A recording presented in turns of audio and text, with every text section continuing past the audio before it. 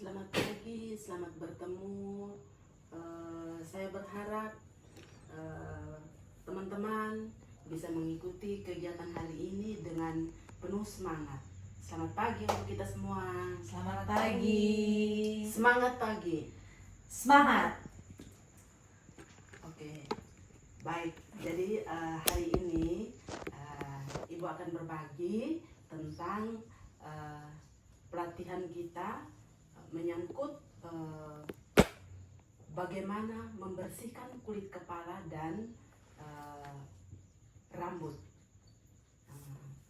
Kalau misalnya setiap hari kita di rumah pasti kita tahu tentang membersihkan kulit kepala, tetapi memahami secara keseluruhan tentunya harus lewat pelatihan, lewat belajar. Bisa dapat diterima? Bisa. Oke. Ya. Jadi sebelum kita memulai ke materi itu, Ibu akan memperingatkan bahwa ketika pelajaran berjalan atau kegiatan ini berjalan, di sini ada tanda-tanda seperti ini, kakak-kakak bisa melihat. Jadi dilarang bersuara yang keras-keras, ya. Kemudian dilarang untuk menyalakan rokok, ya. Terus makan dan minum cemilan. Pasti ada yang suka cemilan kan? Nah, jadi dilarang dulu, nanti setelah selesai baru boleh. Terus yang berikut HP, kalau bisa HP-nya di silent, ya. Kemudian pada saat ketika pelajaran terjadi, mungkin ada kabel yang sudah terkupas kulitnya dan mungkin kita akan melewati, mungkin agak terganggu, berarti kita harus menghindari, ya. Kita harus menghindari. Kemudian kita akan memulai dengan pelajaran yang berikut. Tetapi saya mau meminta teman-teman coba melihat gambar yang ada di sini. Ya, ada dua versi gambar. Yang satu seperti ini dan yang satu seperti ini. Nanti setelah kita pelajaran selesai, mungkin saya minta teman-teman untuk bisa menjelaskan kenapa yang ini dia penuh memegang kepalanya dengan penuh kesal, sementara yang di sini dia duduk dengan santai dan bisa membaca buku dengan nyaman. Bisa nanti sebentar setelah pelajaran kita bisa tanya jawab? Bisa. Oke, kita lanjut lagi. Nah, sekarang kita mulai dengan topik kita yang sebenarnya, yaitu melakukan pencucian kulit kepala dan rambut, ya. Nah, tentu pencucian kulit kepala dan rambut itu ada kompetensinya, ya, yang diatur oleh standar kompetensi nasional. Nah, sehingga kita tidak bisa belajar sembarang. Ketika kita menggunakan sampo, kemudian conditioner, tentunya harus sesuai dengan standar yang diberlakukan sehingga pelanggan kita itu tidak mengalami masalah dengan kulit kepala dan rambutnya, ya. Tapi sebelumnya tentunya kita harus belajar tentang tujuan, ya. Tujuan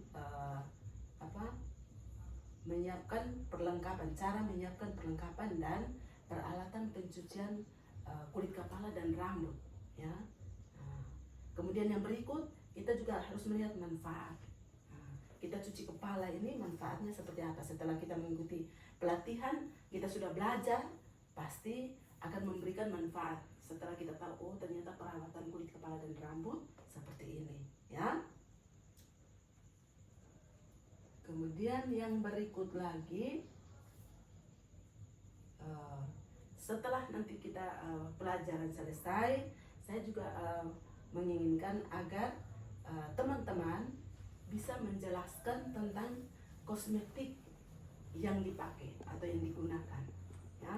Yang berikut, setelah mengikuti pelatihan ini diharapkan memberikan manfaat sehingga peserta mampu menyiapkan kosmetik yang digunakan secara tepat dan benar. Nah, jadi kadang kan kita sudah tahu kulit kepala kita misalnya berketombe, tetapi kita tidak menggunakan sampo yang tepat. Mungkin kita pakai lagi sampo yang ada kandungan minyak kelapanya. Jadi akhirnya kulit kita bukan tambah bersih, tetapi tambah berminyak dan akhirnya ketombe kita makin tebal. Ya. Nah, sekarang kita masuk ke materi. Nah, setelah kita tahu tentang manfaatnya, tujuan, kita masuk ke materi. Jadi ada langkah-langkah menyiapkan perlengkapan peralatan pencucian kulit kepala dan rambut. Jadi langkah-langkahnya seperti apa? Tentu yang pertama kita analisa. Setelah analisa kita menyiapkan sampo sesuai dengan kebutuhan. Ya. Jadi kebutuhan yang kita siapkan itu adalah setelah kita menganalisa orang ini kulitnya berminyak atau kulitnya kering, kita siapkan sampo sesuai kebutuhan. Ya. Begitupun kondisioner. Terus sebelum kita menyiapkan sampo kondisioner, tentu handuk juga kita harus siapkan. Ya. Kemudian sisir. Pada saat sebelum keramas tentunya rambutnya itu harus disisir lebih dahulu. Sehingga ketika nanti dia keramas, rambut itu tidak rapuh, tidak putus karena akibat kusut. Jadi kalau kita sudah sisir berarti rambutnya sudah bagus. Yang berikut itu selain langkah-langkah, kita menyiapkan kosmetik sesuai kebutuhan. Jadi karena pelajaran kita ini tentang menyiapkan atau mencuci rambut, mencuci kulit kepala dan rambut. Jadi tentu kita tidak akan bahas lain, tetapi dia akan berputar kisaran apa yang dibutuhkan pada saat kita mencuci rambut. Jadi ada sampo dan kondisioner untuk kulit kepala yang normal. Nah, kulit kepala manusia itu kan ada 3 jenis. Jadi ada normal, berminyak dan kering. Nah, yang kulit kepala normal itu berarti ada sampo dan kondisionernya. Kemudian yang kulit kepala berminyak ada sampo dan kondisionernya. Yang kulit kepala kering itu pun ada sampo dan kondisionernya. Terus ada sampo dan kondisioner juga untuk kulit kepala yang berketombe. Berketombe itu dia sebenarnya bisa masuk ke kolom 2 ya, karena akibat kulit kepala yang berminyak terlalu banyak akhirnya dia bisa seperti itu.